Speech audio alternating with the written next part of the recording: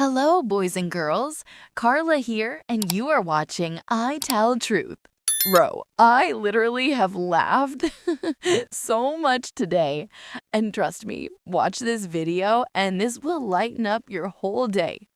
Crazy, crazy stories where people have messed up so bad that I cannot even imagine how embarrassed they must have felt. Maybe subscribe the channel. And okay, let's start. Story 1. Today, I messed up by using my credit card for a vacation I couldn't afford. Last year, a few of my friends planned this once-in-a-lifetime trip to Bali. Everyone was booking flights and talking about hotels, and I didn't want to be the only one missing out. I know that feeling. The fear of missing out is a real killer, seriously. You just see everyone else making these amazing plans and you're like, well, I guess I have to go now, right? It is so hard to say no to stuff like that. The problem? I barely had any savings at the time, but I told myself, I'll just put it on my credit card and pay it off later. It felt fine at first. I was living the dream. Beach sunsets, fancy dinners, drinks by the pool. Oh, wow, Bali. That sounds absolutely incredible. I mean, good for you for actually going. That sounds like a proper bucket list trip. I bet those sunsets were amazing, right? Like, seriously amazing. I kept swiping my card, thinking I'd deal with it when I got back. When I returned home, reality hit hard. Between the flight, hotel, food, and souvenirs, I had racked up almost $3,000. $3,000! Holy moly, that is a whole lot of money. That reality check must have been a massive punch to the gut. I mean, souvenirs are always the sneaky expense. You just keep grabbing little things and suddenly your whole budget is gone. Ugh. I tried paying it off little by little, but the interest just kept piling on. Every time I made a payment, it felt like the balance barely moved. Oh man, credit card interest is just the absolute worst. It is like trying to empty a swimming pool with a spoon while someone keeps pouring water back in. It is so frustrating. I honestly would not wish that stress on anyone. The worst part was that I started dodging new plans just to avoid spending again. That one decision basically messed up my budget for the rest of the year. Ouch. So now you cannot even go out and do fun stuff at home because of the fun stuff you did before. That is a double whammy. That is just terrible. But hey, at least you learned a really, really important lesson now, right? It stings that it was the hard way, though. Lesson learned, credit cards aren't extra money. They're just future stress. Today, by microwaving my socks at work. So I biked to work. This morning, it poured on me halfway there, and my shoes plus socks were absolutely soaked. By the time I got to the office, my feet were pruned like raisins. Oh no, that is a terrible way to start a day. Nothing is worse than soggy socks, seriously. You feel clammy and miserable all morning. I totally get why you wanted to dry them out. Your feet must have been freezing. I thought, okay, I'll just dry them out real quick in the break room microwave. I'd seen people do gloves in there before. No big deal. Wait. You saw people microwaving gloves?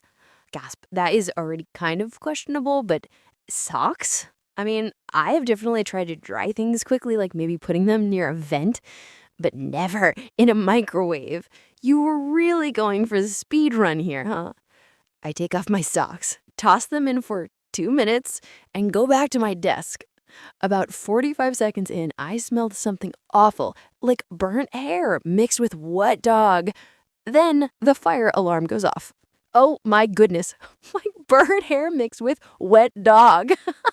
That is a smell that is gonna haunt that office forever. I'm sorry, but that is hilarious. And the fire alarm? No, you did not. That is the point of no return. Once that alarm starts, you know you're totally caught. Turns out the synthetic material in my socks basically melted and filled the entire office with smoke.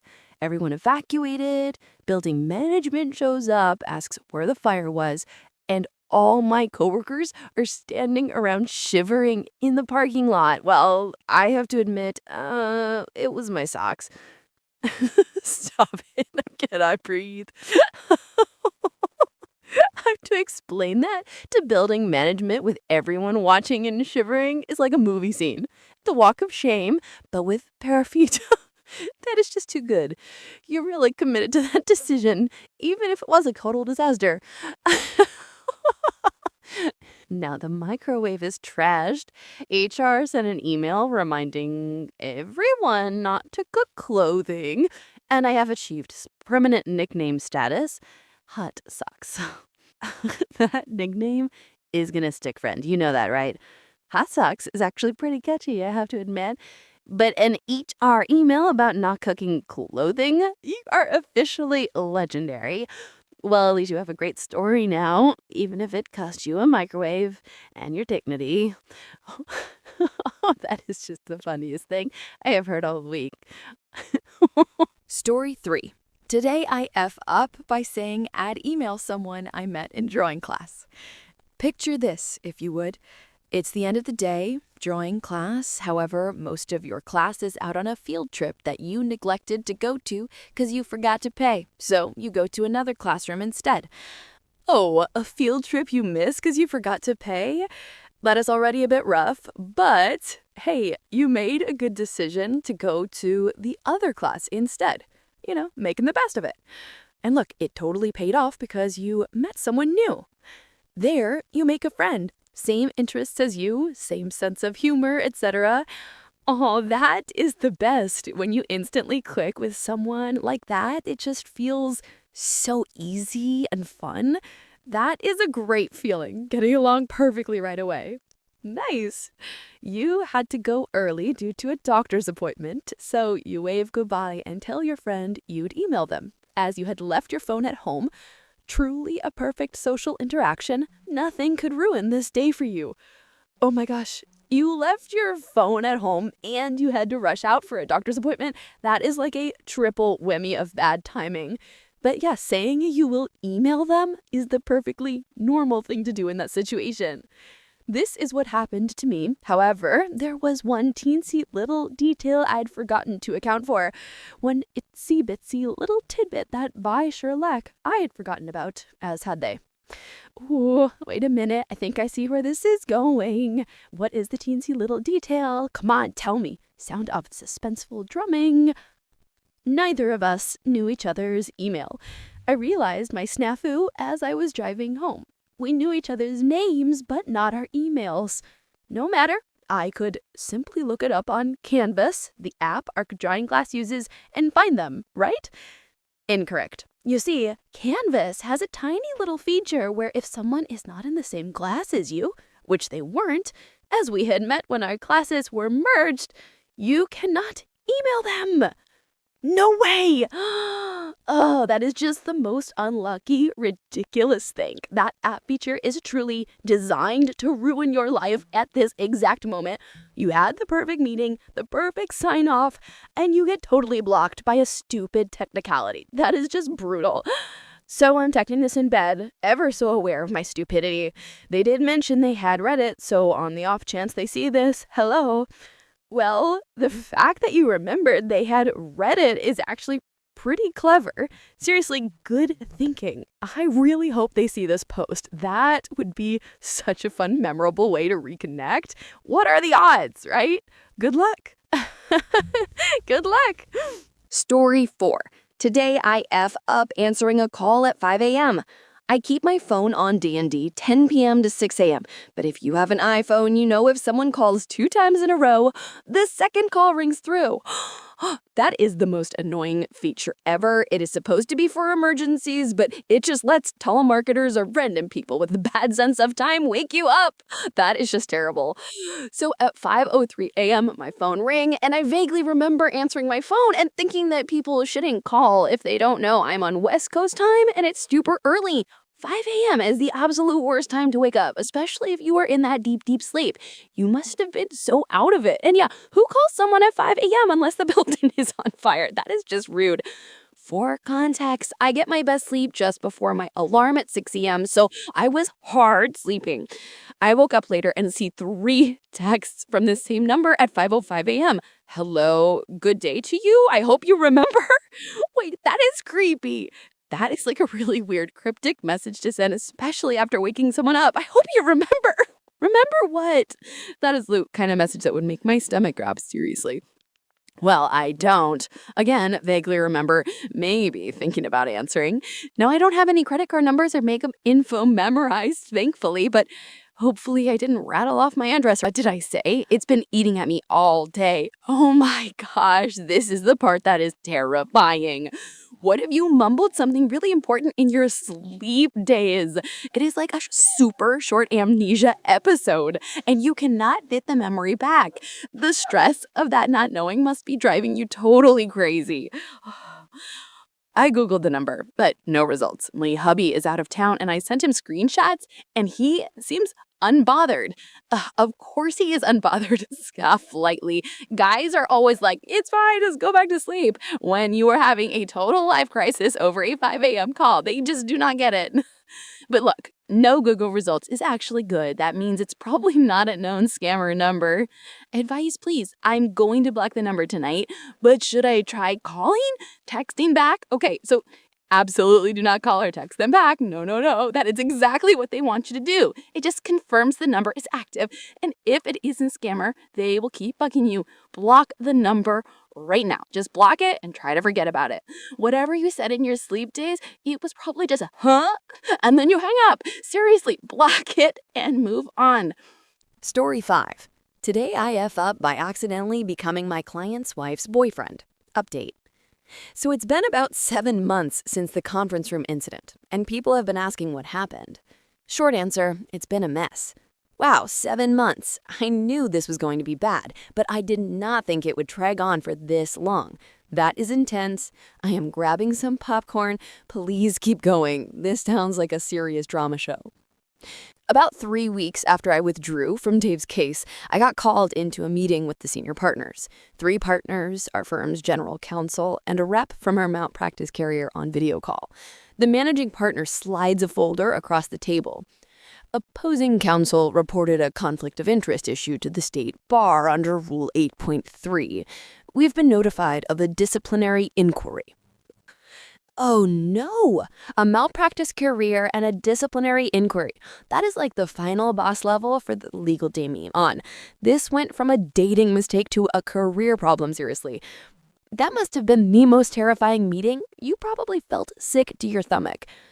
Dave's new attorney filed the report. They don't get to decide what happens. They just report potential violations and the bar takes it from there. I have to explain everything. How I met Sinra, how we've been casually dating for a couple months, how she used a different name socially, how my conflict check on her legal name didn't flag anything because I never connected the dots. The whole different name socially thing is actually a pretty solid defense. But yeah, it sounds so shady when you have to say it out loud. It is one of those things that is totally innocent, but looks terrible in an official inquiry. That is just brutal luck. The general counsel is taking notes. Walk me through your conflict check process. I explained the intake procedures, how the system works, how Sarah's legal surname didn't match what she told me. It sounds worse when I say it out loud. I can only imagine every word you said probably made the whole situation sound worse and worse, even though you were just being honest. I would have been completely sweating through my shirt in that meeting. This is a clear Model Rule 1.782 issue, material limitation conflict, the general counsel says. You were correct to withdraw under Rule 116, but we need to understand how this wasn't caught earlier. The malpractice carrier rep unmutes. We'll need to document this as a circumstance that could lead to a claim. It will be noted when your policy comes up for renewal. Great. A 15% increase. That's like adding another car payment just for going on a few dates. There's such a harsh consequence for a genuine mistake. But hey, at least it wasn't a total claim, right? You dodged a bullet there. Kind of. The firm mandates that I complete an 8-hour CLE on conflicts of interest before taking any new client intakes. They've already registered me for a seminar that Saturday. 8 a.m., of course. I show up at a hotel conference room with about 20 other attorneys. One of the instructors is Patricia, a divorce attorney I have opposed a few times. She definitely knows why I'm there based on the look she gave me. Oh my gosh, are you kidding me? Having to sit there for 8 hours on a Saturday, and the instructor is someone you have battled in court, and she knows exactly why you're there. That is the definition of a punishment. I am so sorry. That is just terrible public shaming. Most of the morning is standard material, rules, case law, procedures. Then we get to case studies, and Patricia brings up In re Johnson, a 2019 disciplinary matter.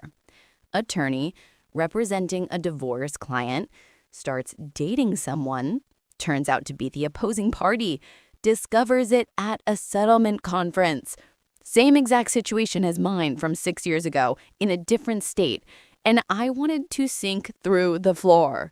Oh, the universe has a serious sense of dark humor. The instructor bringing up the case study that is literally your life right now, that is just painful. You must have been trying to make yourself invisible under the table. I would have died right there. At lunch, another attorney mentions he heard about something similar happening at a firm in town recently. Doesn't know it's me, but clearly the story's getting around. See, that is the worst part. The gossip. The official punishment is bad, but being a cautionary tale, that stings. You know you were going to be in all the water cooler conversations for months. I finished the seminar, passed the exam, bring the certificate back to the firm.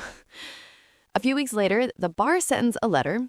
The inquiry is closed with a private caution, basically a warning that stays in their files but isn't public discipline. Could have been worse. My malpractice premium went up about 15% when it renewed in September. The carrier cited the reported disciplinary circumstance in the renewal letter. Oh, okay. A private caution is a serious relief. It could have been so much worse, like a suspension or a public reprimand. You got very lucky there. The 15% premium hike is rough, but you are still practicing, which is the main thing. The firm implemented some new procedures for me specifically. For the next 6 months, I have to get conflicts pre-cleared by the general counsel before taking on any new clients. They also added mandatory AKA/nickname fields to our intake forms and conflict text system. Well, you have definitely changed the firm's policy for everyone. A dry chuckle. You are a reformer. That AKA field is now your legacy. Congrats. At least the firm is being somewhat supportive and not just firing you, which is a good sign, I guess. The worst part isn't the official stuff, though. It's that people know. Not everyone, but enough. I've been called the coffee shop lawyer twice at bar events. Last month, opposing counsel asked if I'd met the other party before with this look on her face. The story is definitely circulating. Oh, the coffee shop lawyer. That is a nickname that is going to be tough to shake off. And opposing counsel making little digs. That is so unprofessional, but I can totally picture it happening. I would just try to own it. Maybe get a mug that says coffee shop lawyer on it just to mess with them. Some versions has me engaged to Sarah. One has me not finding out until trial. It's becoming one of those cautionary tales people tell each other. Haven't dated anyone since March. Deleted the apps. Before I did, I matched with someone who mentioned her divorce, and I immediately asked who her lawyer was, and she matched pretty quick. Can't really blame her. Yeah, taking a break from dating is probably the smart move right now. And asking who their lawyer is right off the bat? Oh, you're totally traumatized.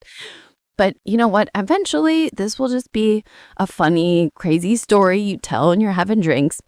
You got through the official part, and that is what matters.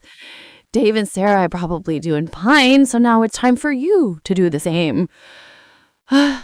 Story 6. Today, I F up by not realizing my ex's parents have cameras everywhere. This happened a few years ago, but it still haunts me to this day. Me, male 18, ex, female 18, had recently broken up after around 3 years of dating. We remained really close friends for a few years afterward, so we would still regularly hang out. One day, her parents were away on a cruise, so she invited our 2 friends and me over for drinks, Europeans, in the back garden. Okay, the parents are on a cruise, drinks are involved, and you're in the backyard. This is the classic setup for a disaster movie. You are all 18 too, so you know this is going to be messy. I am ready for this. The yard had some swinging chairs, a small stagnant water fountain with a basketball hoop about 3 feet overhead, and a shed off to the end of the green. The yard was pretty open, viewing-wise. We were very open about our sexual relationship and got talking about certain details pertaining to distance. One of our friends went to the bathroom when I also really had to go. So drunkenly, I said, "Do you guys think I could be up and over the basketball hoop into the fountain?" Wait a second. Loud and surprised inhale. That is a question you asked out loud. That is legendary. That is the kind of drunken challenge that should never ever be accepted. The sheer audacity. That is exactly what being 18 and drunk is all about, though. Total confidence in a terrible idea. This was the start of the F up. I got up and attempted to pee through the hoop, only to not even make it close and just ended up sadly urinating into the fountain. Sadly urinating into the fountain. The anticlimax of that must have been just perfect. You really went for it. But hey, at least you saved yourself a trip inside, right? Not the cleanest solution, though. Got back to drinking, and after a few minutes of talking, another friend came back and pointed out that the cat was drinking from the fountain water. No! A sharp gasp of horror. That is the poor cat. That is the absolute worst part. You have tainted the bed's water source. That is hilarious and deeply gross at the same time. I would have totally panicked too. We all panicked, but just as the comment was made, X's phone rings. It was her parents on the cruise. "Hey guys, I hope you're not getting up to anything. Wave at the camera," her mother very passive-aggressively says down the phone. We all looked up at the side of the house and saw a new camera looking down at us and moving around. Apparently, they could watch us on their phone from the cruise. You are kidding me. High-pitched shriek of disbelief. That is the perfect timing for a horror movie. The mom calling at that exact moment to tell you they are watching you. So they saw the whole failed basketball shot. They saw the cat drinking from the fountain. They saw everything. Oh my goodness, that is just completely mortifying. Your life is a movie right now. So they 100% saw my attempt, probably my fella and their cat drinking from the fountain. We must have been pretty drunk and forgotten the root cameras around the house, since what also followed from the night included their daughter offering me more drinks from the fridge, then yelling at me for taking a drink from the fridge. Wait, she offered it you and then got mad at you? That is true drunk magic right there. Nobody makes sense when they are that gone. Some vomiting in their sink on my end, almost instantly, followed by my ex drunkenly following me into the kitchen, confessing she loved me and not her boyfriend. Oh, wow, this party went off the rails so fast. Vomiting a major drunken love confession right after, and the parents are probably still watching from the cruise ship. This is a total train wreck, but I cannot stop looking. Then her boyfriend showing up to the party while we all locked ourselves in the bathroom and yelled insults at him. For added context, he was around 30 when he started dating a 17-year-old, so I don't regret this part. And while another friend vomited into the toilet, stopping midway to yell insults and then continuing. Okay, that is actually really funny. Locking yourselves in the bathroom, having to get vomited fed, and still managing to yell insults at the boyfriend. That is some next level party chaos. And the context about the boyfriend makes the yelling totally justifies. Good on you guys for that part. And finally, their daughter trying to cuddle her ex, causing the group to try and get her away and ending the party.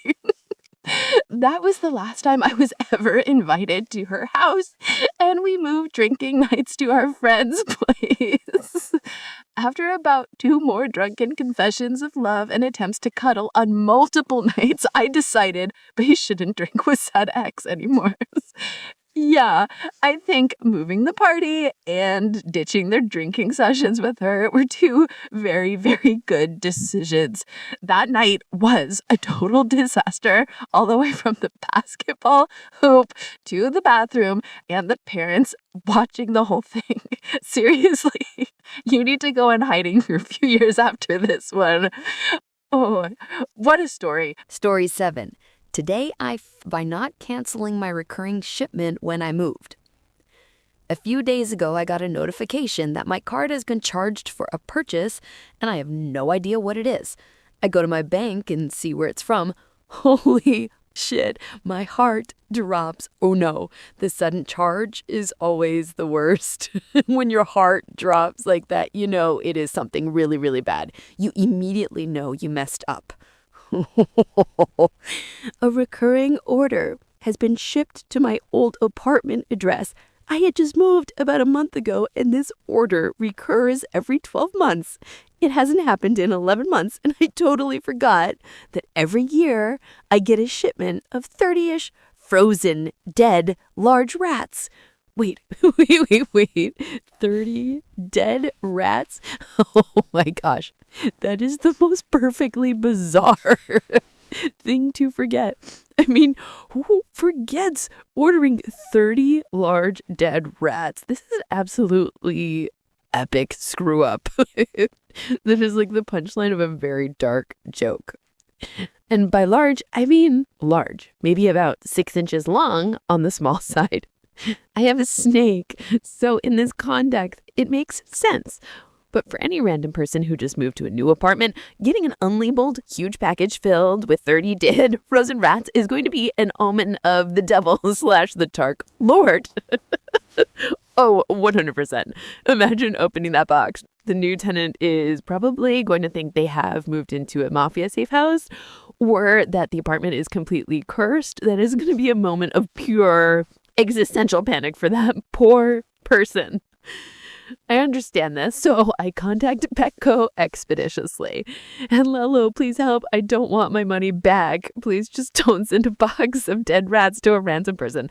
I was told that they would try to cancel the order. I could just imagine that conversation. The customer service person is probably like, wait, ma'am, you are sure you do not want the rats? You are so noble to not care about the money, just about not terrorizing the new tenant. Good on you. But sadly, I got a notification today that my package was delivered. Amazing. I called and they said that they tried to cancel, but apparently once it has been packed, it has to be shipped. No, the retail world defeated you. It is a box of dead rats. Can't they just not send it? The system failed you. So now that poor unsuspecting person is definitely holding a huge mysterious box, probably still frozen, with 30 large dead rats inside. This is actually a terrible, amazing situation. So to whoever you are that got a box of 30 dead rats, I'm so sorry. I'm not cursing you. I really hope you enjoy your time in my old apartment. I loved it there, and I hope you don't think it is haunted. Peace and love. Well, you can be sure they think it is haunted now. They are probably burning sage and calling an exorcist as we speak. Honestly, this is the best reason for an accidental delivery I have ever heard. I really hope the new tenant posts their side of the story online because I need to know their reaction. What a disaster. Story 8. Today I F up by realizing I'm not a wimp, just allergic and could have died. So, I'm a 29-year-old guy from a Mexican family where if a food doesn't make you sweat, it's not a real meal. I've always been the odd one out. My tolerance for spice is basically zero, and I've accepted my role as the family lightweight. Oh man, I know that struggle. When you are in a family that loves super spicy food and you are the one reaching for the mildest thing on the table, it is a tough life. You definitely have to own that lightweight title. My thing has always been salsa verde. Every single time I ate it, my lips would get a little puffy and tingly. It wasn't like scary swollen, but it was noticeable. I just thought, okay, cool. This is what a mild spice feels like for a wimp like me. It was my normal. I'd just take a Benadryl if it felt a bit more intense than usual and get on with my day. Wait, slightly panicked tone. You have been taking an allergy medicine for something you thought was spice, and you did this regularly? That is a huge red flag, but I totally get how you normalized it in your head. You thought you were just treating your wimpiness. The big plot twist happened last Sunday at a family BBQ. We're all eating tacos, and I slather on this salsa verde. Within a few minutes, I feel the familiar puff up starting. Here we go, the fateful moment. I bet you were just thinking another day, another mild spice challenge. It is amazing how much we ignore things that happen consistently to us. I nudged my sister and said, "Whoa, this queen salsa has a real kick today. My lip is already getting fat." She looked at my mouth, then back at the salsa, and started laughing. "Dude, that's not a kick. Your lip is actually swelling. Mom didn't put any chilies in that. It's just the tomatillo and onion stuff." Oh my gosh. The whole table got quiet and just stared at my face. My mom's eyes got huge. "Mijo," she said, "that's not spice. You're allergic. You've been having a reaction this whole time and just calling it spicy." The moment of realization, the whole family staring at your buffy lip while the truth just crashes down on you. 29 years of thinking you were sensitive to spice, and it was a medical issue. That is mind-blowing. You are not a wimp. You are a medical mystery. It finally clicked. For 29 years, I thought my puffy lip was a sign of my weak constitution. Turns out, my body was just having a low-key allergic meltdown to a totally normal ingredient. I wasn't a wimp. I was just unknowingly dosing myself with an allergen and treating it with Benadryl. You have been self-medicating a chronic low-grade allergy with Benadryl just to enjoy a sauce you thought was spicy.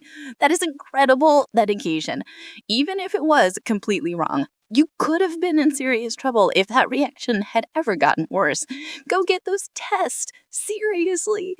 So, yeah, I'm not bad with spice. I'm just allergic to the family's safe sauce. I've got an appointment to figure out what exactly hates me. But for now, the jokes at my expense are absolutely relentless. Well, the jokes are going to be endless, I'm not gonna lie. The puffy lip Silcero is a great nickname. But hey, at least now you know the truth. That is a way better story than just being bad at spice. Stay safe out there and maybe stick to the flour tortillas for now. Story 9. Today I effed by trying to save money while buying a house and having to spend 5 to 10 times that amount. The beginning. This story actually starts just about 2 years ago, though the culminating factors that make me realizing how badly my wife and I have fucked up are just coming to a head over these last couple of days. 2 years ago, my wife and I started the process of buying a house. We had been saving money for years, though the golden goose that actually allowed this all to happen was my father dying and leaving an inheritance equal to a 25% share in the house he lived in. That is a bittersweet start to the story. Wow. It is amazing that the inheritance helped you get the house, but that is a really tough way to get a down payment. You guys were clearly putting in the work saving though, so good job on that. The market at the time was relatively hot, and for anyone who wasn't buying at this time, it basically came down to showing up to an open house for a competitively priced property, waiting in a line of prospective homebuyers that could sometimes loop around the block, and finally having your offer refused because you only offered 15% over asking because someone else offered 30% above asking, waived all inspections, and was willing to buy sight unseen. I remember those days. That market was absolutely insane. People were losing their minds just to get a house. It sounds so incredibly stressful. Waiting in line just to get completely outbid by someone being totally reckless. That is the worst. Our goal at the time was to find a modestly priced home where we could put in a down payment much larger than 20%. Again, remember, dead parent money. And not feel like it affected our lifestyle very much. Though, as weeks went on, this was becoming less and less likely.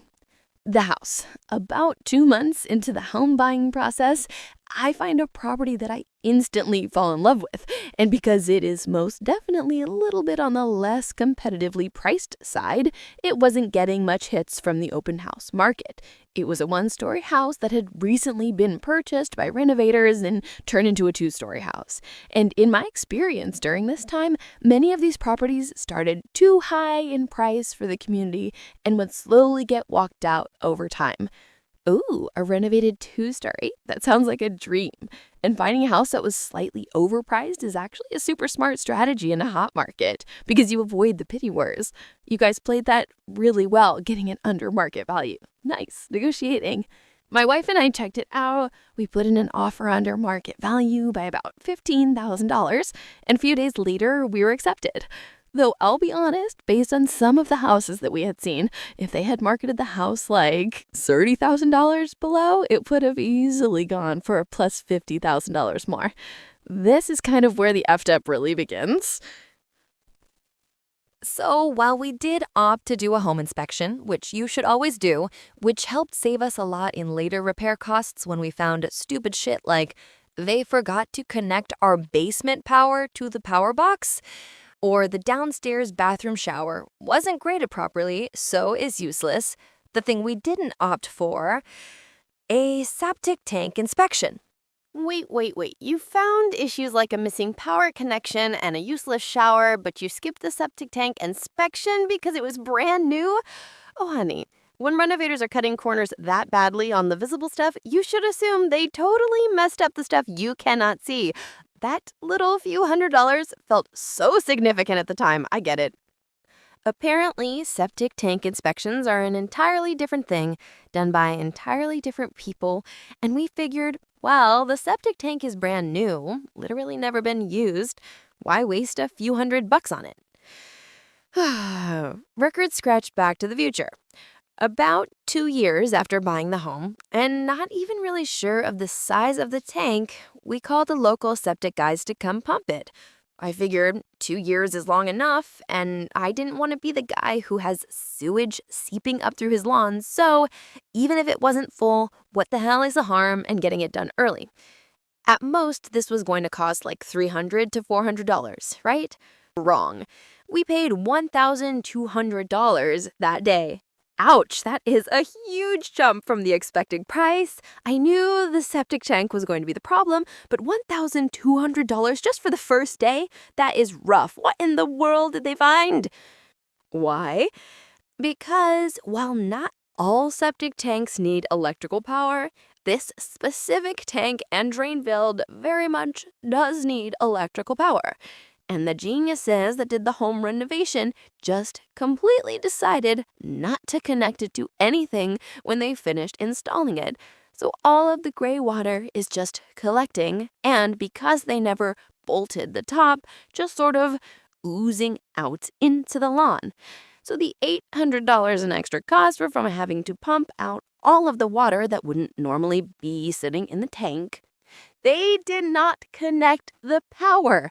That is so spectacularly lazy and incompetent, and the water was just oozing out. We're literally a ticking bomb of sewage-covered lawn. That is disgusting. Those renovators deserve to be named and shamed. Seriously. And all of that is fine and dandy until we call in an electrician the next day to, quote, running the necessary wiring to properly hook up the septic tank. Another $2,000 to $3,000. Multiple quotes and multiple quote options. In total, $3,000 to $4,000 in additional cuts just to save a few $100 on the front end. So you saved a few $100 on an inspection, and it is costing you $4,000 plus 2 years of stress in a sewage leak. That is a truly painful lesson in deferred minutes. It is absolutely gut-wrenching when you realize you could have avoided the whole thing for the cost of a nice dinner out. But hey, you're getting it fixed, and you're not dumb. You were just a first-time buyer that got burned by truly terrible renovators. You will definitely know better next time. Story 10. Today, I F up by sealing wasps in their nest instead of killing them. Obligatory, not today. This happened last week, but the after effects are still very much ongoing. Oh boy, the after effects are still ongoing part is already making my anxiety spike. This sounds like it went really, really wrong. I am already bracing myself for a nightmare story. We've had a wasp nest in the side of my house for a while now. Last week, they stung one of my friends, so it was time to get rid of them. Given the amount of wasps in and out, it seemed like a big nest. To guesstimate the size, I would say a wasp entered or left the nest once a second all day. Okay, once a second, all day, that is an absolutely gigantic nest. That is not just a nest, that is a wasp city. Yeah, when they start stinging friends, it is definitely time for some extreme measures. I didn't want to just squirt poison down the hole that would just piss them off and not reach most of it, so I decide to seal the nest with expanding foam sealant. I snuck out in the dead of night and stuck enough foam in that hole to seal half a construction site. Wait, you went for the pull concrete blockade strategy. That is a gutsy move. Going out in the dead of night to do it too, that is a true special ops mission. But sealing the hole before killing them, that sounds like you just created a pressure cooker. Little did I know how terrible of an idea this was. Apparently, there was another exit to the nest going inside the house. No! You trapped them. You just sealed their front door and forced them to use the emergency internal exit into your living room. That is the single worst possible outcome. I knew the foam was a bad idea, but that is a full-blown horror show. This nest is enormous. Average size for a nest this late in the season is 2,000 to 4,000 wasps. Half our house is currently inaccessible. I sneak down to the basement at night to change the traps. I keep a handbag next to my workstation. 2,000 to 4,000, that is a full swarm. And you have completely lost half your home to an insect army. That is not an inconvenience. That is a siege. Sneaking into your own basement is just too much. Our cats are not happy. They've get locked into a single room and are pissing everywhere to show their discontent. Oh, not the cats. The cats are adding insult to literal injury. Now you have a wasp invasion and cat pee all over the place. Your pets are officially protesting your bad choices. This is truly a total home invasion. Doing my best Arnold Schwarzenegger impersonation, I've gotten through 7 magazines on the Bug Assault shotgun with maybe 40 shots per magazine. These F-uppers are armor-plated and do not die easily. I've injured my arm pumping the shotgun so many times. 7 magazines! You are in a full-blown war. You have injured your arm from pumping a bug shotgun. This is officially the most ridiculous, amazing, and terrifying thing I've ever heard. You're a hero, but a completely shell-shocked one. I think the most disconcerting thing is how normal it's become. I wake up, grab the shop vac on a 60-foot extension cord, and just clear the house as a matter of routine. It's part of rising and shining for the day. Coffee, breakfast, wasp vacuuming. Yes, my wife. Goodbye. Time to work. The cold is going to kill them at some point, right? Wasp vacuuming is now on your daily chore list. That is just bleak. And your routine now is not completely bonkered, but I guess that is what happens when you seal 4+ and wasps inside your walls. The cold will kill them, but you might go totally insane before that happens. Good luck. You're going to need it. Sealed a wasp nest on this side of my house. Now the buzzing is coming from inside the house. Story 11. Today I F up by mixing up my coffee mug and my paint cup. Spent the morning painting the trim in my kitchen because apparently I thought I was a professional decorator after watching one YouTube video. I love that. The classic, I watched one video, so I am an expert now move. We have all been there. Good for you for tackling the trim, though. That is annoying work. I had my coffee mug sitting right next to the cup where I was rinsing my brushes. Yes, I know, rookie mistake. See, that is the first problem. The coffee and the rinse water should be nowhere near each other. It is a rule of nature, or maybe just a rule of painting. I do not know. That is a disaster waiting to happen. I was playing on my phone between coats, feeling productive and proud of myself, until my brain decided to betray me. Without thinking, I grabbed the wrong cup and took a big sip. Oh no, not a big sip. I was zoned out on your phone, and the hand just went for it. The brain on autopilot is so dangerous. Tell me what it tasted like. Instant regret. Bitter, chemical, disgusting regrets. My tongue went numb. My soul left my body for a second, and I immediately started spitting into this sink like a panicked raccoon. Spitting like a panicked raccoon. Oh, that is the perfect description. I bet the taste was just absolutely horrific, like watery plastic, and your tongue went numb. That is so scary. You had a brief out-of-body experience just from the shock of that flavor. I spent the next 10 minutes Googling "will acrylic paint kill me?" and debating whether to call poison control or just accept my new fate as a cautionary tale. The immediate Google search is the only acceptable response. Will acrylic paint kill me? That is the headline right there. I totally get the panic though, but hey, if you're fine, you're fine. Just a little bit pink flavored for a while. I'm fine now, just slightly humiliated, but coffee's ruined and my kitchen is still not finished because I needed an hour to recover from my own stupidity. Well, you have definitely earned that recovery hour. The humiliation is probably worse than the taste, honestly. But look, on the bright side, your kitchen trim might look amazing, and now you have a seriously wild story to tell. Just please, for the love of all that is sacred, move the paint water far away from the coffee next time. Story 12. Today I blank up by talking shit to a Bills fan. For context, I'm a Chiefs fan. I'm from Kansas City. I live in NYC. I'm surrounded by Bills fans who love to talk shit to me whenever the Chiefs lose. And this season, they've had a fair amount to say about it. The Bills are awesome, and the Chiefs got out the blocks slowly. The first 2 weeks of the NFL season were agony. Oh, sports rivalry is intense, especially when you are living in the rival team's territory. And the Bills fans are known for being seriously dedicated. I get why you were so ready to jump on the chance to finally talk smack back. You earned that moment after the Chiefs' slow start.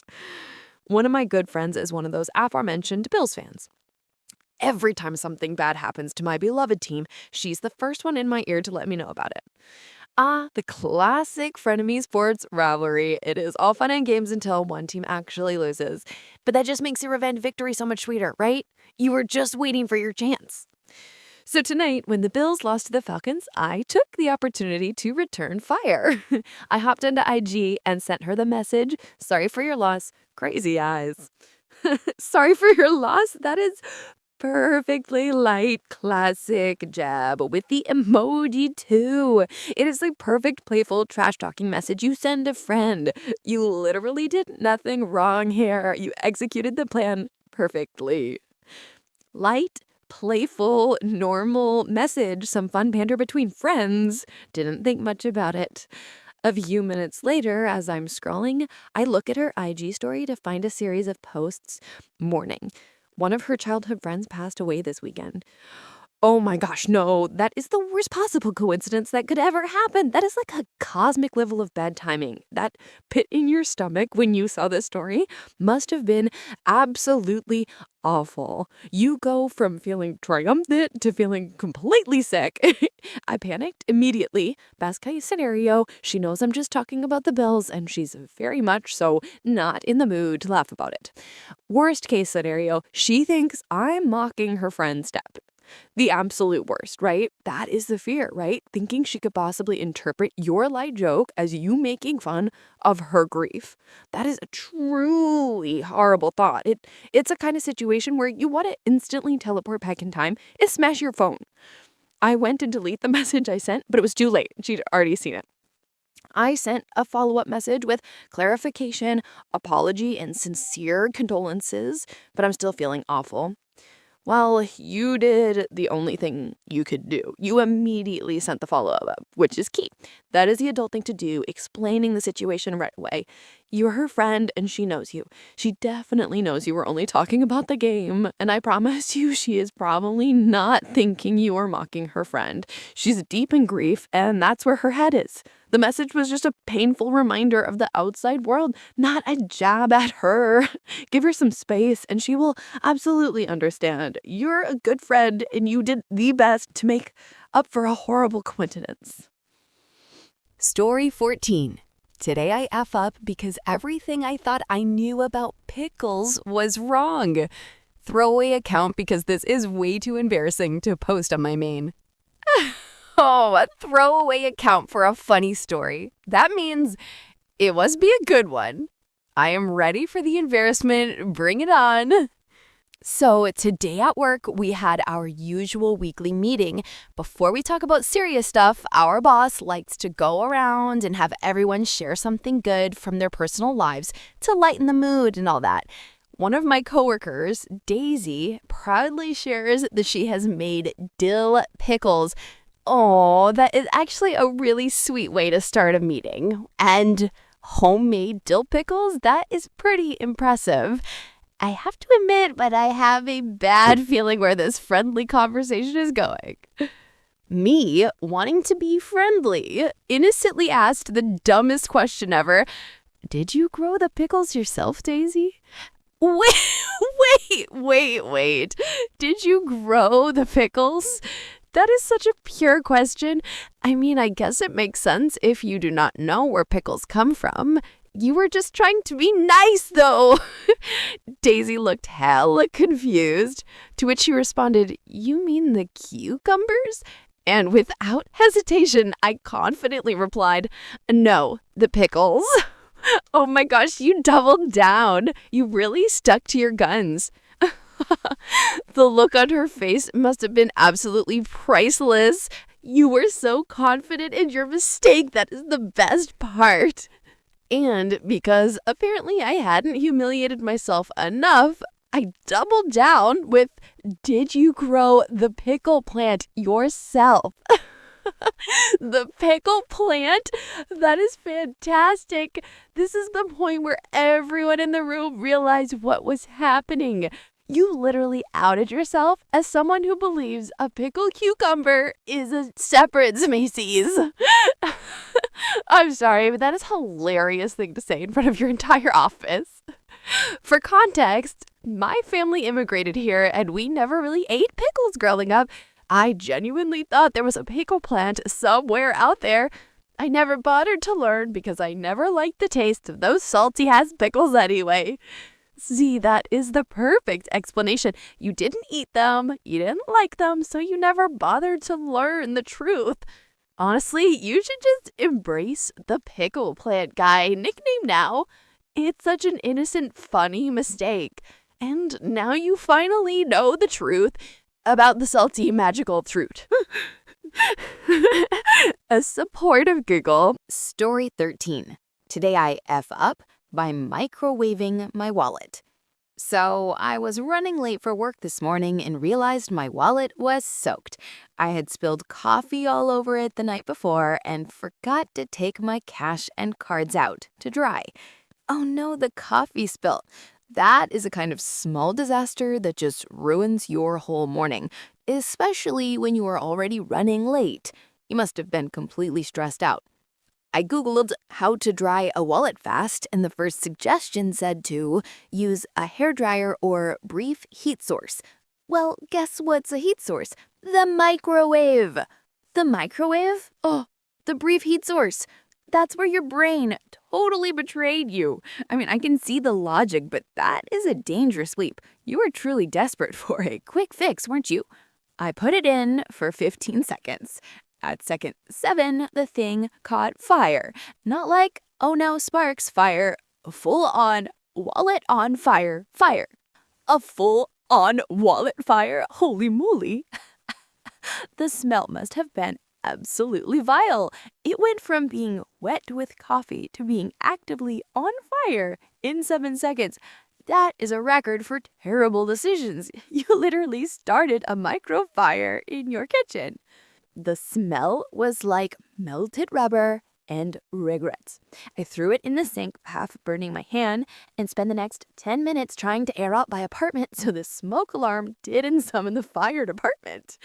Melted rubber and regret, that is going to be your new signature scent. And you burned your hand too. You paid for that mistake physically and financially.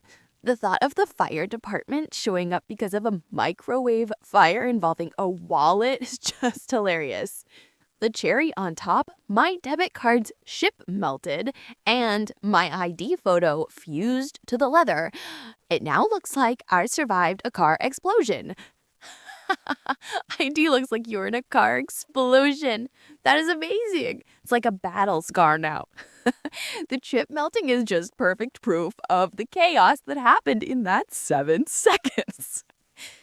I had to explain to the bank teller that I microwaved my wallet, and she laughed so hard she had to call a coworker over to hear it again. Of course she did. That is an all-time great explanation for a melted card. You made that teller's entire day, even if you had to stand there and be completely humiliated. Well, you have a fantastic story, but maybe just stick to the hairdryer next time. Okay. Story 15. Today I effed up by leaving my room open for cleaning without checking the bathroom. I'm an 18-year-old male international student living in a dorm.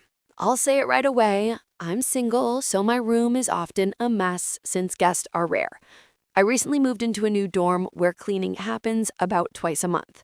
In my case, the first cleaning was mandatory after moving in. Dorm life, it is a beautiful, messy time, and you are 18, so yeah, your room is probably a disaster. Twice a month cleaning is actually pretty nice for a dorm, you know? Last week, someone knocked on my door. It was a woman around 45 who mostly spoke German. Her English wasn't great, so I switched to my broken German. We agreed to reschedule the cleaning to next week today at 10 a.m. After a short, pleasant conversation, we parted ways. See, you were totally polite and mature about the whole thing, even navigating the language barrier. You did everything right up to this point, setting up the time and everything. I completely forgot about it, went to bed late, and overslept. I rushed to catch the metro and forgot all about the cleaning. The classic student move. Oversleeping and rushing out is a recipe for disaster. But, I mean, you're 18, so forgetting stuff is kind of the job description at that age, right? Now, since my parents are quite responsible about intimate health, I've been using toys since I was 15 to deal with loneliness. Recently, I bought a new one from Amazon. Okay, so this is where the plot takes a sharp turn. A little nervous giggle, the toys are part of the story. That is a very responsible and mature approach from your parents, though, I have to say. When I came home later, I was happy to see the room nice and clean and remembered it was cleaning day. I played some PC games and joined my online German class. About 30 minutes ago, I needed to use the bathroom, and when I looked into the sink, I first saw my shampoo, shower gel, sponge, and my silicone vagina lying there at the bottom. No! She cleaned it! She cleaned the toy and left it right in the sink with your sponge. I cannot handle the level of secondhand embarrassment right now. She did not just move it, she organized it with your other bathroom things. That is just an incredible level of awkwardness. How am I supposed to live after this?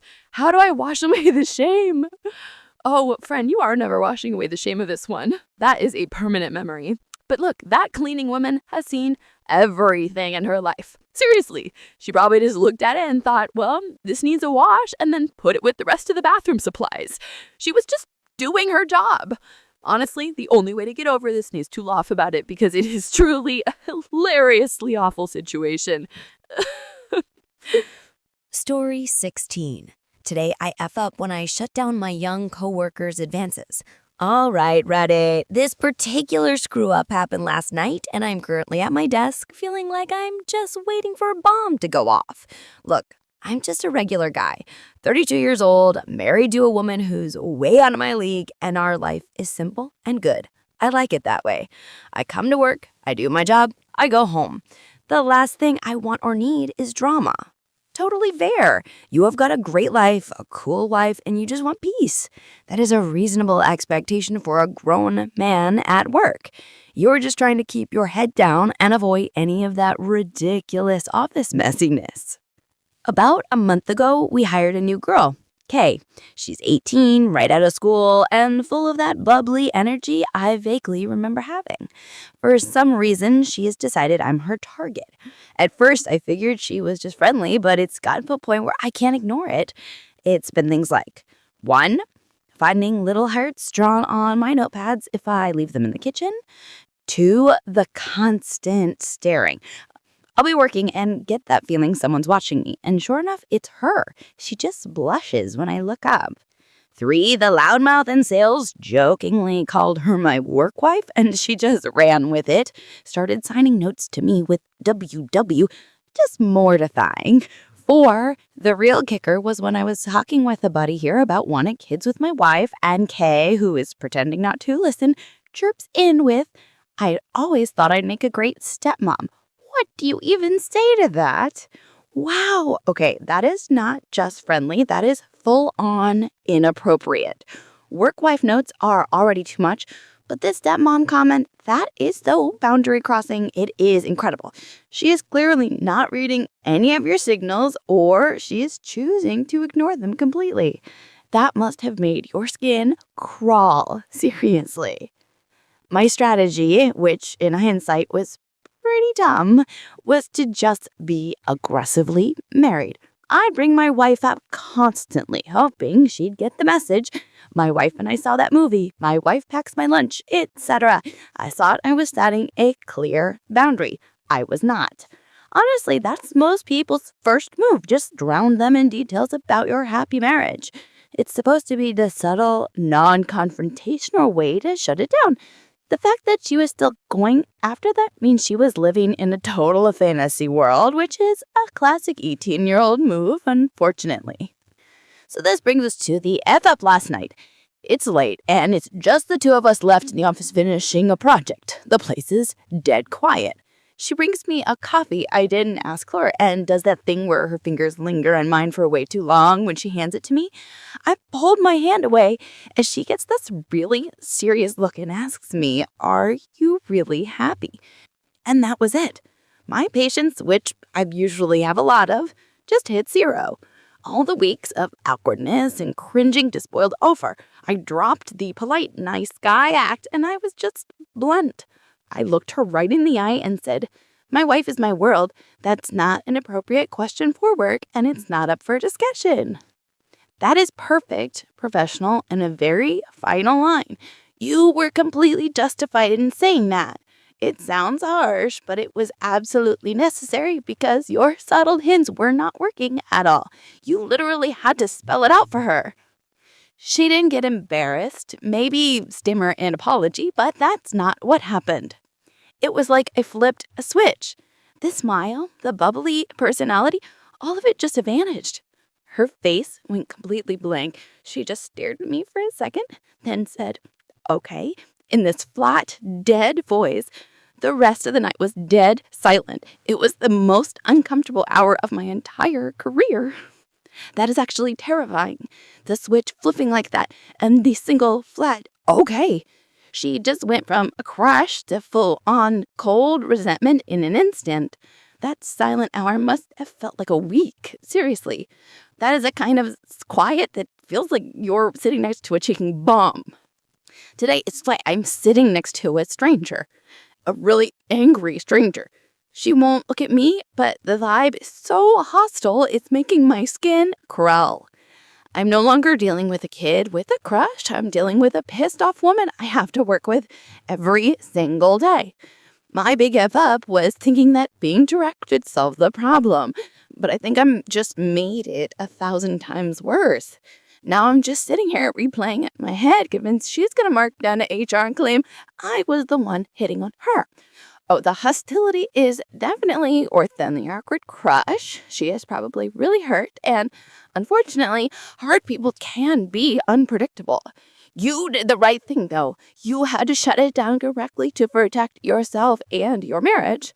If you're really worried about HR, you should document everything that led up to it right now, including the stepmom comment and the "Are you happy?" question.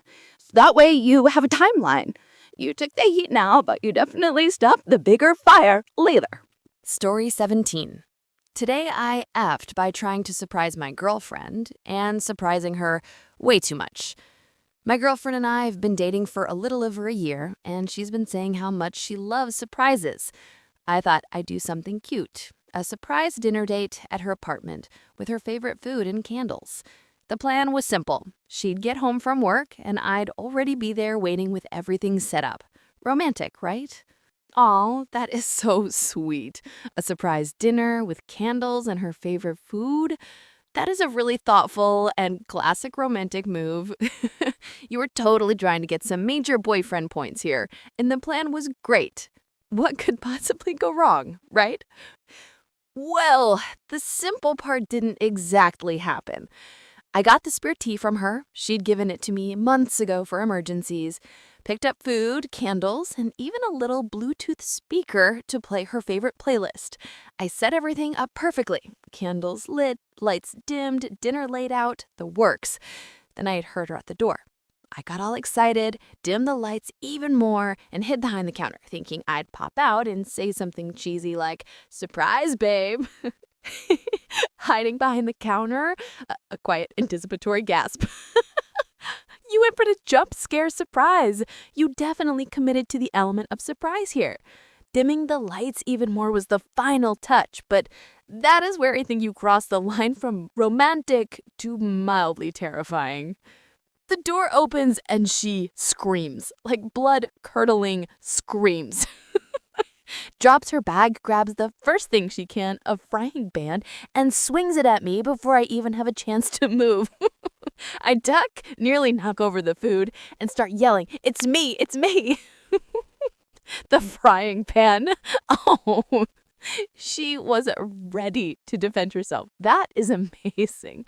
You went from being a loving boyfriend to an intruder getting clocked with cookware in about 3 seconds. And yelling, it's me, while dodging the pan is just peak chaos. She just freezes. There's a full 3 seconds of silence where we're both breathing like we ran a marathon. Then she bursts into tears and yells at me for scaring the life out of her. Apparently, she thought someone broke in because she saw shadows moving around from the candlelight through the window. My romantic surprise turned into a full-blown panic attack for her. Oh, poor girl. She thought she was fighting for her life. I mean, seeing mysterious shadows and lights on in her empty apartment would make anyone grab the closest weapon. That is so heartbreaking. Your perfect romantic gesture literally gave her a panic attack. That is the worst outcome. I felt absolutely horrible. I cleaned everything up, apologized about 100 times, and we ended up eating cold pasta in awkward silence. She eventually laughed about it later, but she also told me to never surprise her like that again, especially not in my own apartment with the lights off, you lunatic. Fair enough. Cold pasta and awkward silence, the true sign of a totally ruined date. But hey, at least she laughed about it later. And you are right, that nickname, you lunatic, is fair.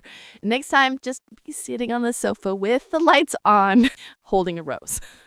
No hiding ever. That is a firm boundary now. What a night.